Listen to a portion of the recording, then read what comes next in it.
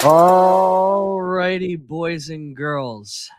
We unfortunately are back with another episode of the Red, White, Claret, and Blue Show. We are your hosts through good times and bad. We're basically married to you all. I am Alex Baquero, and this is Christopher Quesaberria Condit, your American villain voices, as always, serving up the lukewarmiest of lukewarm opinions, whether we want to or not, although I think Chris is going to come in a lot hotter than I am on this podcast today. Before we get to that, though, like, rate, review, subscribe, all the things below, as thanks for us maintaining our power system so that we could get you this podcast this evening in what is an incredibly cold and snowy North Carolina. Chris, how are you? Did all your sledding dreams come true? Mine did not. The kids did, though. You know, I don't sled much these days. But the kids had an absolute blast actually going sledding, and they have. I mean, who would have had 2 straight weekends of sledding in North Carolina, in Central North Carolina? So, yeah, glad the power stayed on, and looks like it's going to continue to do so.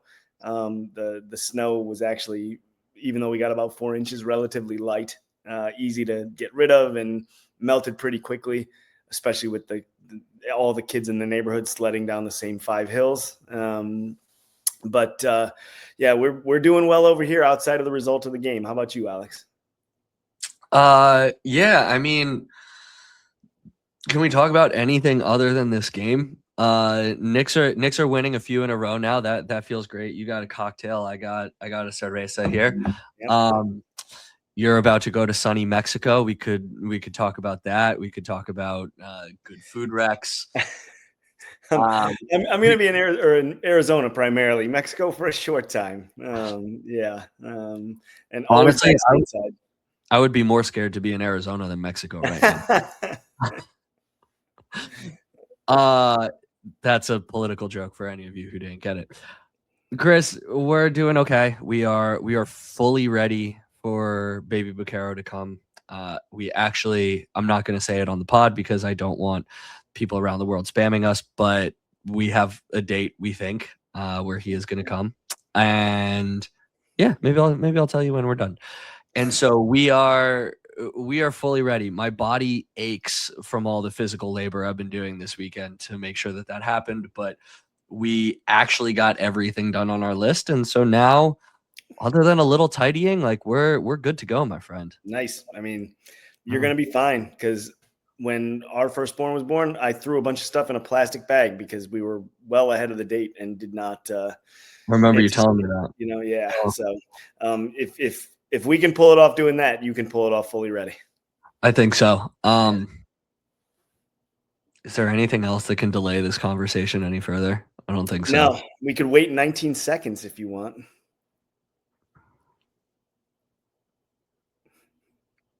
For anyone listening on audio, I'm just staring angrily at Chris. Chris, we'll get to that. I don't want to start with that.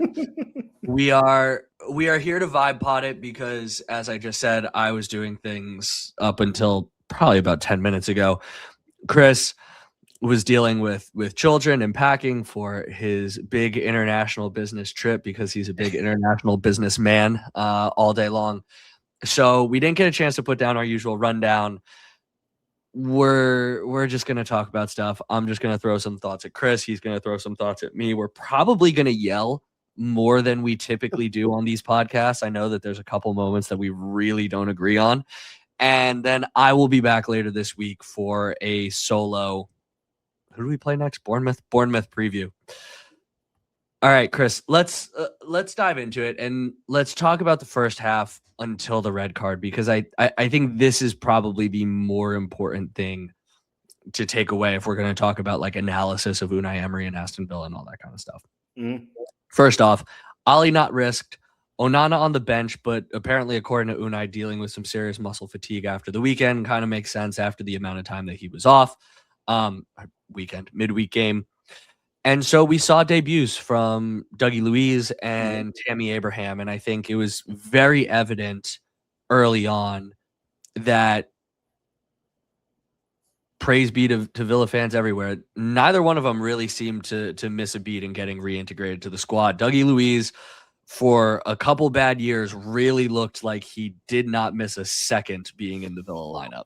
I agree in both cases. I thought that Luis looked comfortable. I think would be the best way to put it in that role that, in the starting lineup. And I thought Tammy Abraham looked very lively, and he had one that got called back, but he had more than a few opportunities, and he had the one. Oh geez, when was that? Like sometime around I think it was in the second half after the callback goal, where it was a late block that got the ball out of harm's way and went over the net. But for that ball would have been going in. Like he looked ready to score and ready to play well. So I thought both of them integrated themselves pretty well, and that's good because Villa are going to need every single bit of their ability if we're going to maintain top four at this point and push on in Europa. I think for the two of them to play the way they did is a real positive, given that the stuff with Abraham was a little bit messy coming over, and Dougie Luiz has not played well since he left Villa a couple of years ago. So I think to see that in the first game, having been thrown in for both of them due to injury, is a positive. And hopefully, as the squad gets a little healthier, we'll see that continue and just be a bolster to the rest of the squad. Yeah, Tammy certainly showed the finisher's instinct on the goal that wasn't. Really put himself about, got a few other shots in. I thought in the 8th minute, Emmy plays a really long ball to him, and he kind of takes it down off the side of his foot while he's going horizontally across the field and finds Sancho. That was really pretty.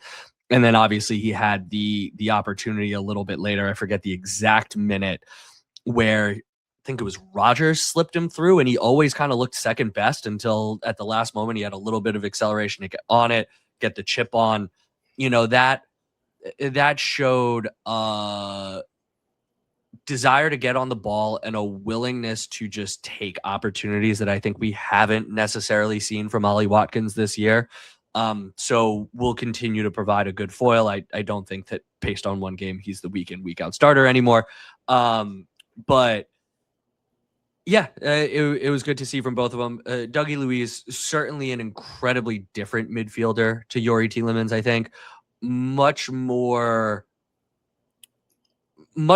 tricky, much more creative with some of the kind of flicks that he'll make. He had a couple different opportunities where he had some nifty dribbles to get by some guys. I don't think he moves the ball as quickly as Youri does. I don't think that he necessarily looks forward for the line breaking passes as much as Youri Tielemans does.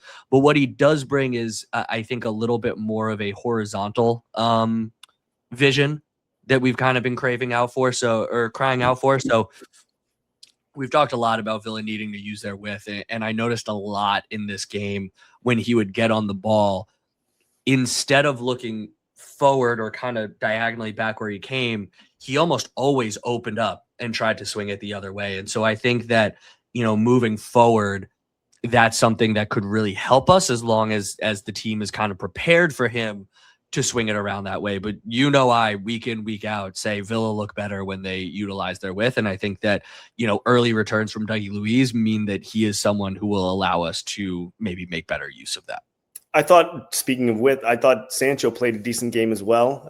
On the goal that wasn't, he had a decent shot to create the goal that wasn't. It was a nice job to drag the ball back across the box, and he had the keeper going the wrong way. It was a decent save, to be honest with you. It maybe could have gotten it a little further into the corner, but you take that shot given the power he put behind it, and it worked out nicely. I thought he was much better in the second half. I thought he was fairly anonymous in the first. I don't know that he did much when it was 11 on 11, but you're right. He took advantage of the second half opportunities, and it seemed like so much of our attack was going through him over those 20 some odd minutes until he got subbed out.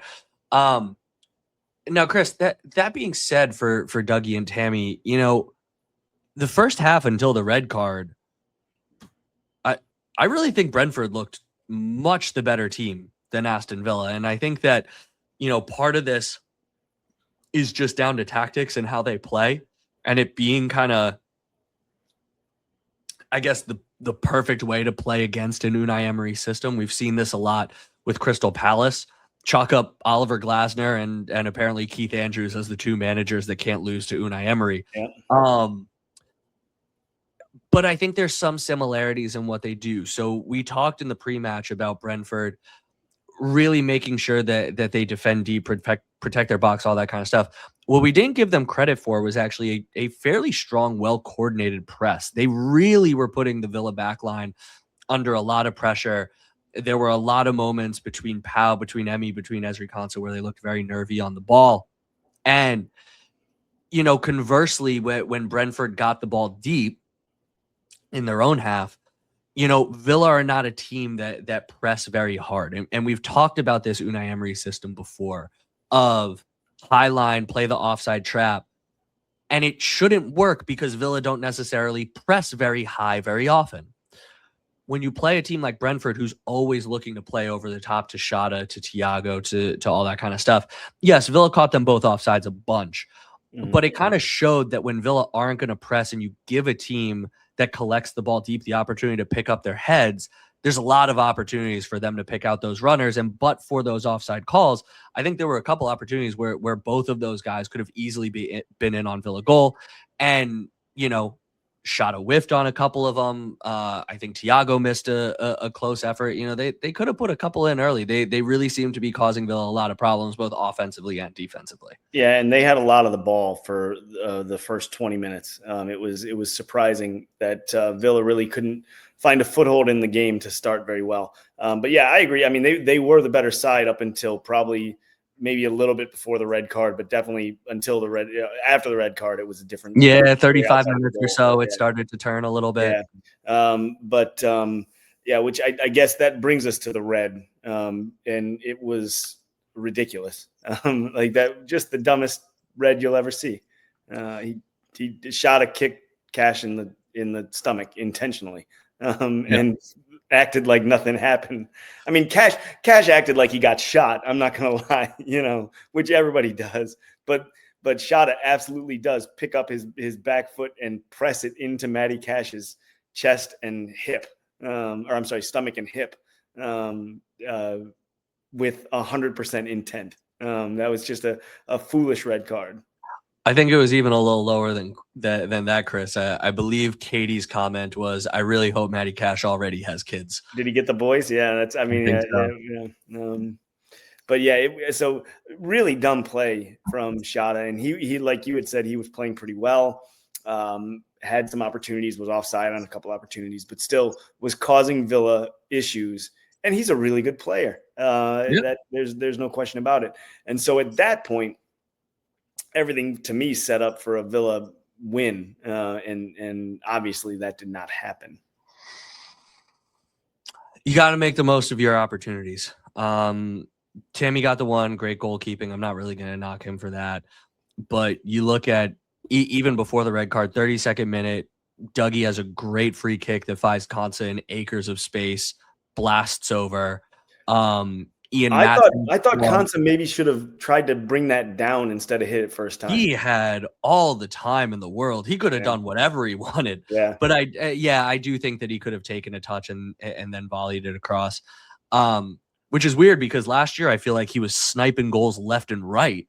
First timer against PSG. When he did it, I wasn't mad. But then when I saw the replay, because when they actually said, I think on the commentary, that's not the player you want to have the ball fall to like that. And I said, I disagree. Like I've seen him hit plenty of first timers, that seems to be the bulk of his goals as a defenseman.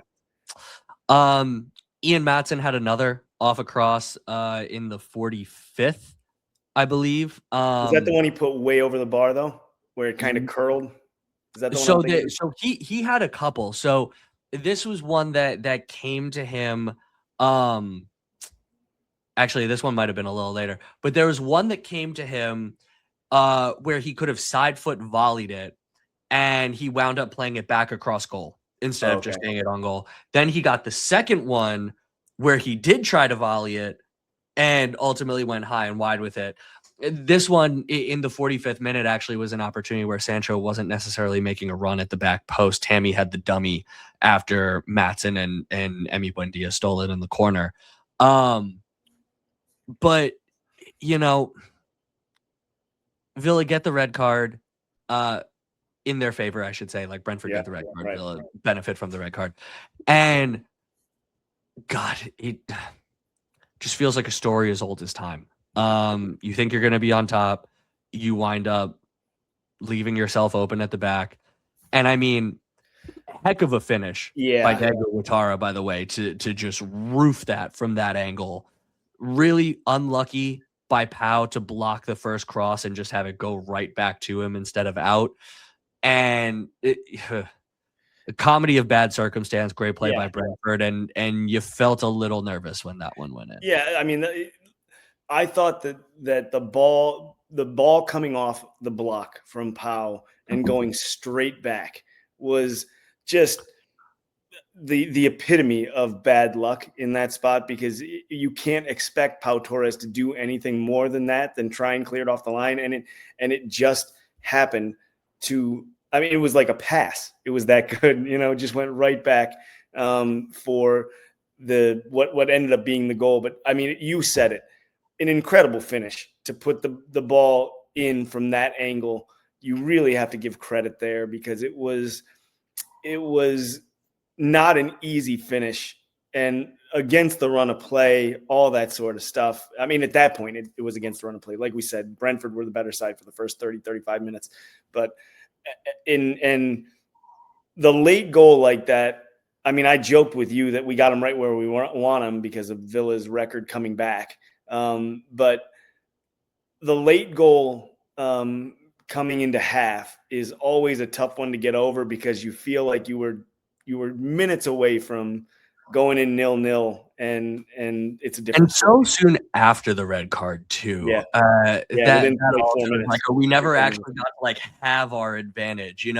It's funny how that happens 4 or 5 minutes after the red card, right? I think psychologically, I would rather have had them score 5 minutes before the red card. Yeah, I agree. Yeah, that's a good point. Yeah, 100%. Right? Like, it happens 5 minutes before the red card. You get the red card, and then you're like, yeah, cool. We're back in it. Mm-hmm. As opposed to red card, then goal is like, man, now they're energized. Yeah. I mean, psychologically, you're probably right. If you were in a situation where you'd just taken a red and then get a goal out of it a short time later, as a player, you're gonna be buoyed by that. And I think we probably saw that. And there's such a well organized team defensively anyway. It was always going to be tough. They defended so well. Yeah, they defended so well. Yeah, and you saw this throughout the second half, how just every time that Villa got the ball, they had 10 men behind. They were not going to be drawn out at all. And, certainly Villa created a lot of, I think a lot of like half decent opportunities. Yeah. But ultimately, when push came to shove, of like actually getting open, clear cut attempts at goal that weren't trying to shoot through a crowd of 4 or 5 guys, few and far between, I feel like. Yeah, I think you're probably right. I mean, they put a ton of shots toward goal. While you were talking there, I was trying to call up exactly how many shots on goal they had, but I don't have it. I'll get it. But so they're outside of the goal that got chalked off. There weren't a ton of clear cut, like, yes, absolute chances. Villa only did 4 shots on target, Chris. There you go. And how many total shots? 25. Yeah, I knew it was over 20. So it was our most shots in a game this year. Yeah.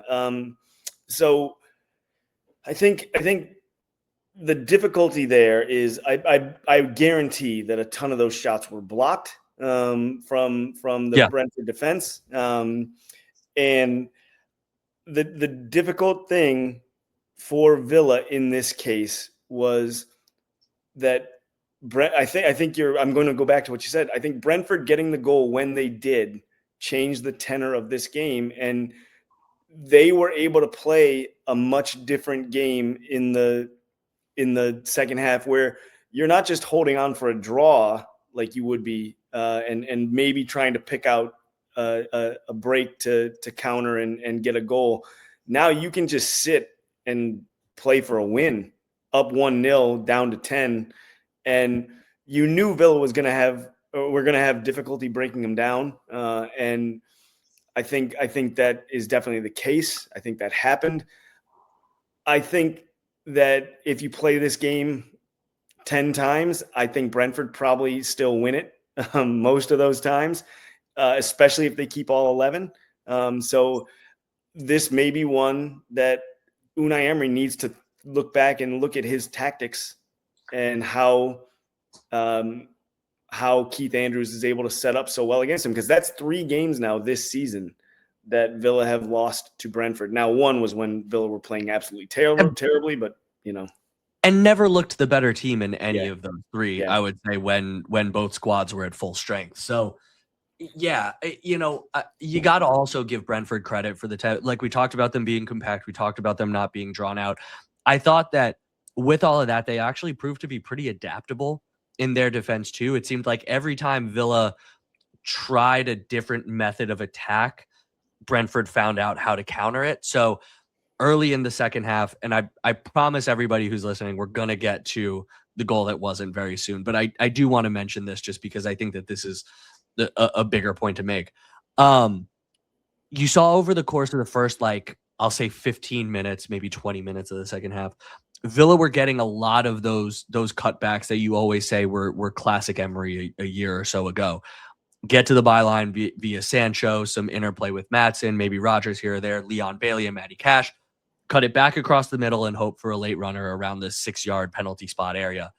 And they were getting a lot of those, and they weren't necessarily finishing because either the runs were not the correct ones, and I'll kind of go back to Sancho not making the back post run in the 45th minute, or when it would fall to someone, Brentford figured out how to get guys in the way to block.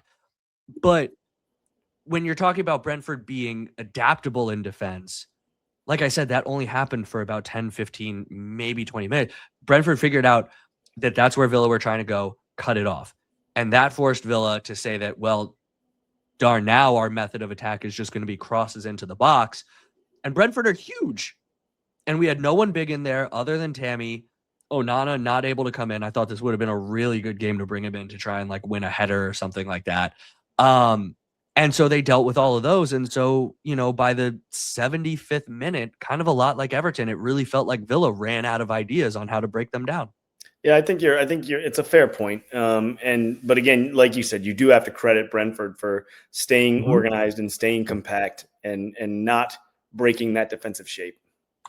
And switching up their defense to what Villa's method of attack was. So Anyway, let's talk about it. 48th minute, beautiful counter after Leon Bailey falls over in the corner. Gets it to Konsa, gets it into the midfield, springs Sancho, runs all the way down about 40 yards, cuts inside, fires at the goal. Goalie stops it. Tammy gets the rebound, knocks it in. VAR immediately intervenes on something that, frankly, when it happened in the corner, I was like, that ball went out. Oh, no, it didn't. Okay. Chris, you and I have been arguing more vociferously than we typically do over text. You say your piece, I will say mine, and let us acknowledge here that neither one is going to convince the other person that they are right. We are purely saying this for the court of public opinion and our devoted listeners. Yeah. So I think the ball went out. I think it did. It looked like it did. And I understand that the Brentford players stopped playing there, but play till the whistle never went, right? Play till the whistle. The referee was right there. I mean, he was what, like 10, 15 yards away. I don't know where the AR was on that side. The AR would have been across the pitch. So the referee was 10, 15 yards from the spot. So I do think the ball went out. I think it did. I'm acknowledging that. My issue becomes it's actually with the verbiage of the Premier League's VAR system.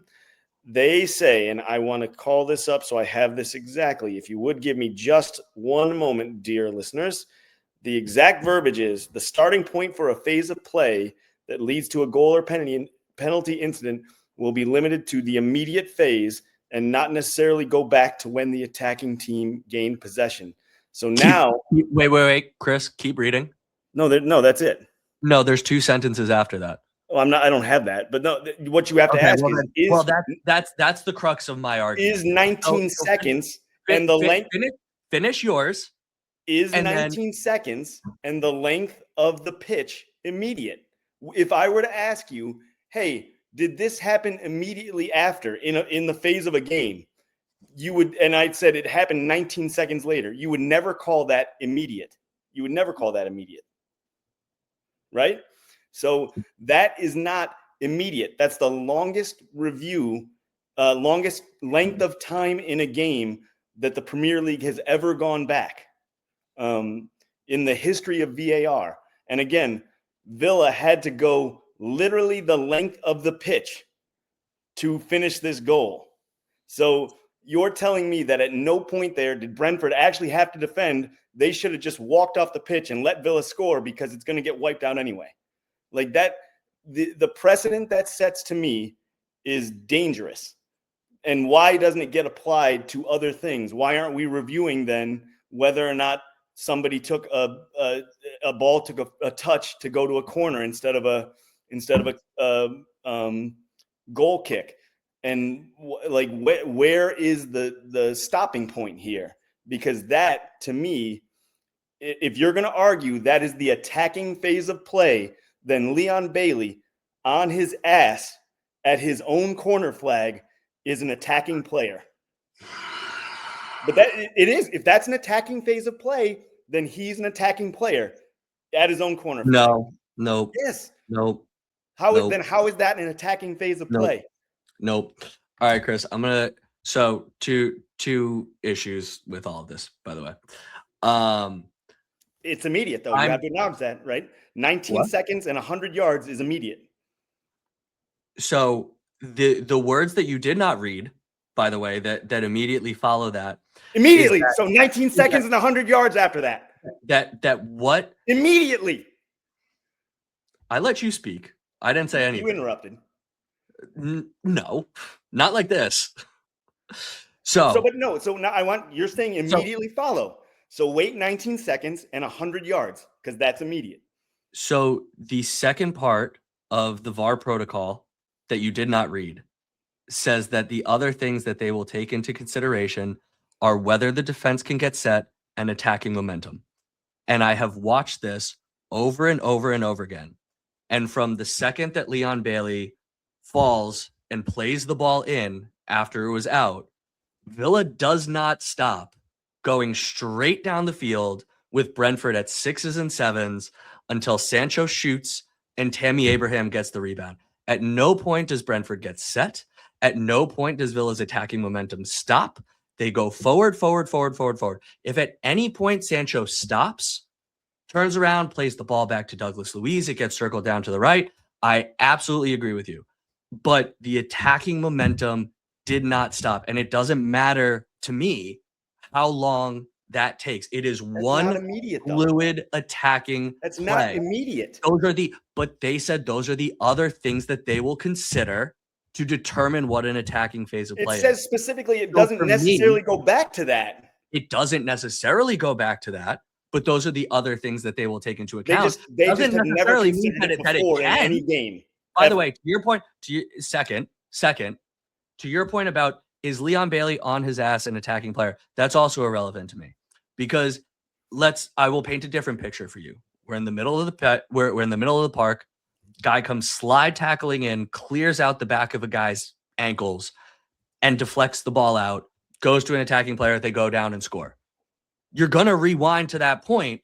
It's not about him being an attacking player. It is a defensive move. It is a defensive challenge that ultimately deflects the ball. It doesn't have to be started by an attacking player or someone in an attacking position.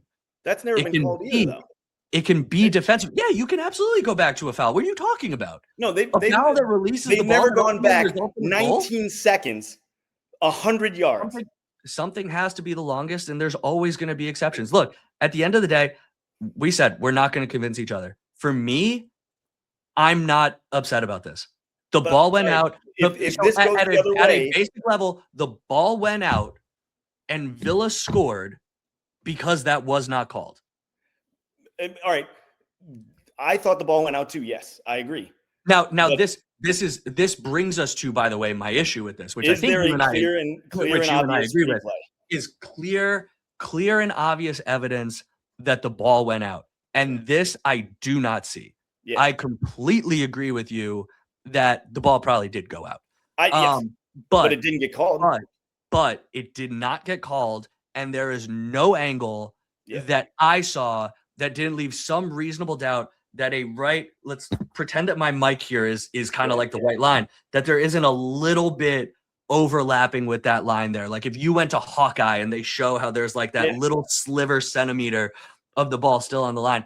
Yeah. I saw no replay that could conclusively say that. Right. So I think that the goal should stand, not because of the attacking phase of play, but I think the goal should stand because there isn't incontrovertible proof.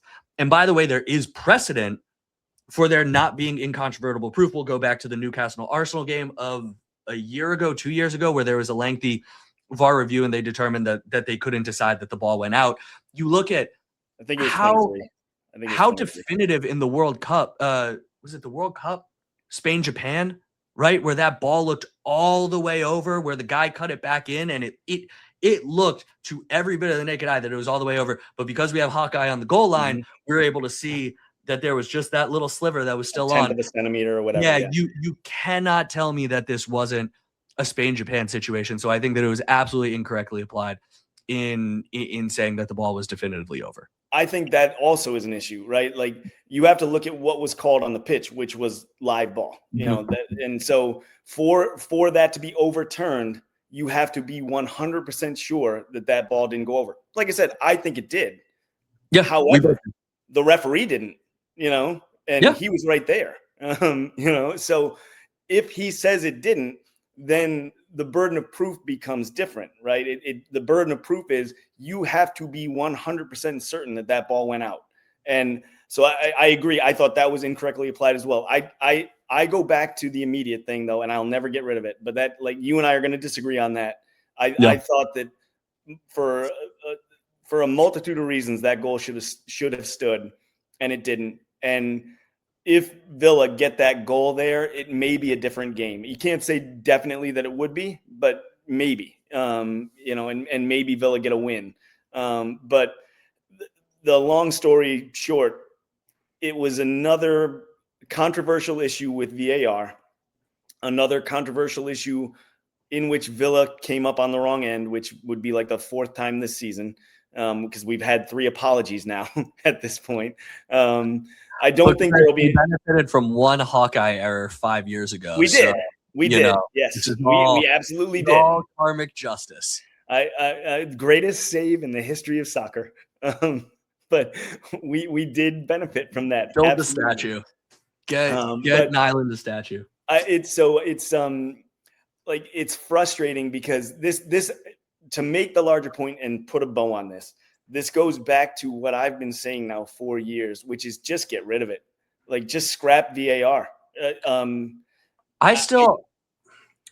Sorry, keep finishing. No, the reason being is it doesn't actually change the controversy. Like, it just magnifies it to an extent. And even in a situation like this, you're still going to have, it's going to be 50-50 for the most part. You know, and then beyond what you can see with your naked eye, you're now getting into an argument about the application of the rules in two elements here. So I think just get rid of it. And there would have been controversy anyway, because people would have been saying that ball went out, and you have a situation where we'd probably come up with a nickname for that play or something, you know, for that phase of play, where Leon Bailey kept the ball in that wasn't, you know, so. But it doesn't change because it's poorly applied, and the rules seem to change from, I wouldn't say week to week in this case, but definitely year to year. You brought up the previous example of Newcastle Arsenal, where there was no definitive angle, so they didn't overrule it. Now it looks like VAR said, yeah, that looks like it's over, so we're gonna go with that. I will still advocate for VAR because I think that it still behooves us to get more right than wrong in obvious cases of clear red cards, of goals, of whatever. But I will maintain to the end of my days that it needs to be, you can look at every camera angle at live speed Full once. speed. Yeah, 100%. And if you cannot determine that the wrong call was made, then you live with what's on the field. You will be done in 25 seconds every single time. I agree with and that. I think that would be a great common sense application of video review to deal with the egregious errors. And then otherwise, like you always say, we live with the call on the field. Yeah. Chris, I don't really want to spend too much more time on this game. Villa huffed and puffed, but couldn't break down the wall. Right. So let's turn our attention, I think, to well, I'll say one other thing. Harvey Elliott got on the pitch again. We are right now at the deadline of tomorrow. I think Unai Emery said afterwards the situation has not changed. We don't want him, but there is no solution for this. Basically, we will see him once more, twice more, is it maybe twice more or three? I think it's twice. Yeah. Well, I'm also not sure which one triggers it. Yeah. Or we can have like up to 10 until it's triggered. Right. Like, does the 11th trigger it, or is it really 9? I don't know. Either way, we don't have much, so just start him. And but also he's clearly not, I think, worth to us 35 million pounds. So you got to play him twice more, and then right? Like, is he worth that to anybody? No. So I think you play him twice more, and then you send him to the 21s and never see him again. Right. I agree. Which is really sad because I think he's been a consummate professional 100%. through this whole thing. And I really don't have a bad word to say about him other than he just clearly doesn't fit. Right. And he's not worth 35 million, but that's not an insult. No. That's just another, I think, positive showing from Leon Bailey. Unai Emery clearly goes to him again when he needs a little attacking impetus. I thought that he was much more creative, a lot more coming off in this one in his ability to beat a man, get some cutbacks, get some crosses in. Thought he mixed up with the team well. So, all three new arrivals looking good in this one. Bigger picture on the season, though, Chris. The bottom's coming up fast. Yep. United now 5 points back. Chelsea 6, Liverpool 7, I believe. Yep. The only saving grace is that I think the only worse result than Villa's today, arguably, was Man City drawing at Tottenham, where they've won like 3 times this entire calendar year. And they were 2-0 up, weren't they? I think they were 2-0 something up. Like that. Yeah, it was. They definitely were. They were 2-0 up. Yeah. Yeah. So, yep, they were. To a Nike double. Wow, who saw that coming? So Man City, Arsenal, I think are escaping in the catbird seat. Yeah. Yeah, sure. They're 6 points up on City, 7 on Villa, but Villa, I think, need to really start looking over their shoulder a little bit at some of these teams. You get a couple more results, not go your way against teams that you should beat, and who knows? It could be a couple weeks before we're sitting in 5th or 6th place. Yeah, I mean, so the goal here has to be maintain top 4. Top 5 will likely get you Champions League right now. I mean, it's like a 99% probability, but I still or I would prefer on this, but or win Europa. So injuries have been an issue, but I do appreciate the fact that it's a no excuse thing from Unai Emery, and the team pushes on. So Leon Bailey, I think you made a good point there. He looked good again. I think as he gets more match fit and as he gets more integrated into the squad, I think we'll continue to see Emery go to him more and more, and I think we'll continue to see maybe a little bit more of that Leon Bailey of old, and maybe Unai Emery can get a tune out of Douglas Luiz for half a season. If anybody can, it'd be Unai, right? So you have to just hope that we can tread water while we get a little bit healthier and then can maintain things for a final Champions League push and a final push in Europa League, because that's the realistic goal here now. I think that if Arsenal lose this title, it's going to be because they absolutely have one of the best bottle jobs of all time. Not impossible, but it's looking more unlikely. No, but this would certainly go up there with the Newcastle blowing 12 points over United, right? Whether Arsenal loses it to an extremely fallible Manchester City squad or to Aston Villa or to Chelsea or Resurgent United, Manchester United, making a late run. Like I don't know, but yeah, they would really have to tumble. Now, thankfully, Villa have a fairly quote unquote easy month ahead. We've got a semi-resurgent Bournemouth, Brighton, who are whatever, Newcastle in the Cup, Leeds, Wolves, and then Chelsea and United back-to-back as we get to March. So that means we're going to struggle until we play Chelsea and United. And right, and then start our run to the end of the season, yeah.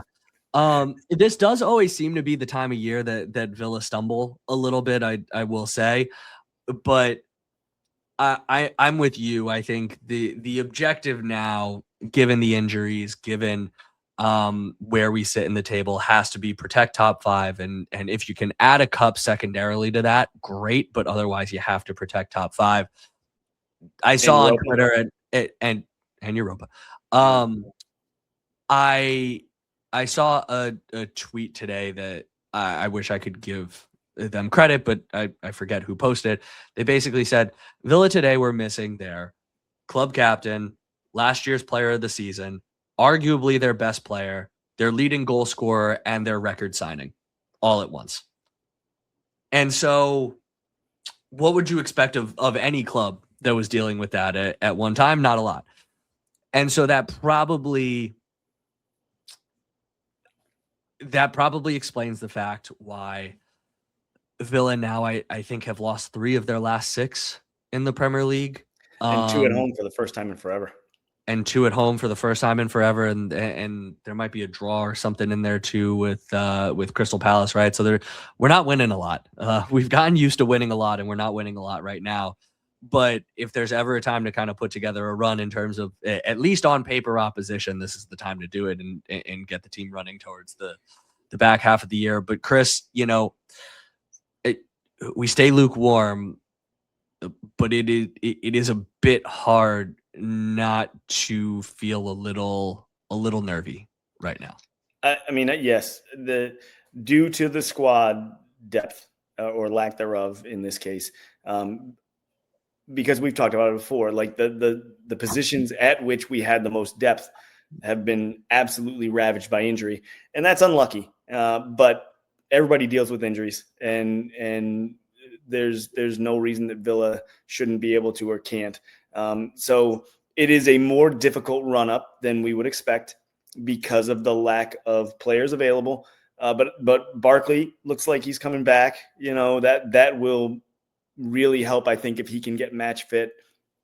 And I will remain mostly positive because I continue to believe that if anybody can pull this off, it's Unai Emery. Now, it would really help to have John McGinn out there. I mean, out of all those players, probably John McGinn is the one that I would want back the most because of his personality more than anything else, and his field play on the pitch so far this season. I mean, but the others, obviously, you can talk about why they're such big misses. I was going to say, for me, it's Kamara. You see his record with and without him, and you see how valuable he is to the squad. I think that is probably the biggest missing mark for me. But I just think I think you could make an argument for any of them. Any of them, yeah. I think when it comes, maybe this year's Ollie Watkins, but I think when it comes to dealing with difficult situations, a player like McGinn who seems to really have the pulse of the locker room, is the most important player in that instance. Couple that with the fact that he's probably had his best season with the team up until the injury is really saying something. So, but they're all important. I mean, every single one of them. Yeah. So I don't know. Anything else you want to say? No. Yeah, me either. All right. Let's wrap this up. Like I said, I will be back probably Wednesday for a Bournemouth preview. Everybody, listen, at the end of the day, we're still third. We're only 1 point off a second. We've got a relatively manageable run of fixtures coming up. So it's certainly not time to panic. This one sucks. It stings a little bit. It's been a tough run, but I do think that from what we know of Keith Andrews so far, maybe we just need to chalk this one up like every time we play Crystal Palace and just think that anything that we're getting from Brentford at this point is cake. So we'll be back soon, everybody. Until then, as always, up the Villa. Up the Villa.